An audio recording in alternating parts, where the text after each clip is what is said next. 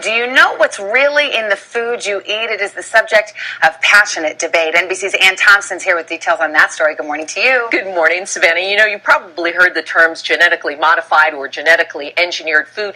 And while some might think that means frankenfood, it is far more prevalent than you realize. And increasingly, it's a hot button topic because it boils down to how much you really know about the food you're serving your family.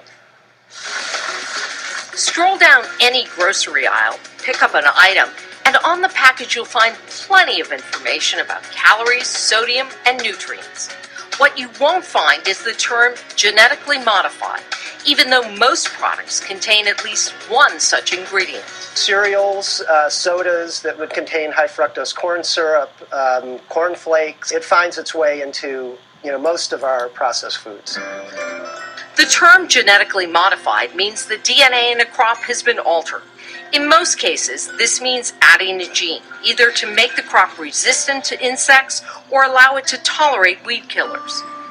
Those changes can help a crop in the field, but what does it mean when it gets to your plate? The products that are genetically engineered that are in the food supply now are widely considered safe and are as nutritious as their non-genetically modified counterparts. Even so, there is growing demand such products be labeled. If we're going to prove they're safe, we should have nothing to fear about labeling.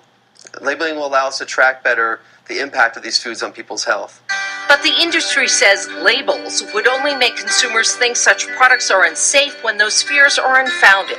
The Biotechnology Industry Organization telling NBC News, mandatory labeling is misleading and unsupported by any criteria relating to science, health, or nutrition. But labels are coming. This month, Connecticut and Maine passed laws requiring foods containing genetically modified ingredients be labeled as such if other states do the same.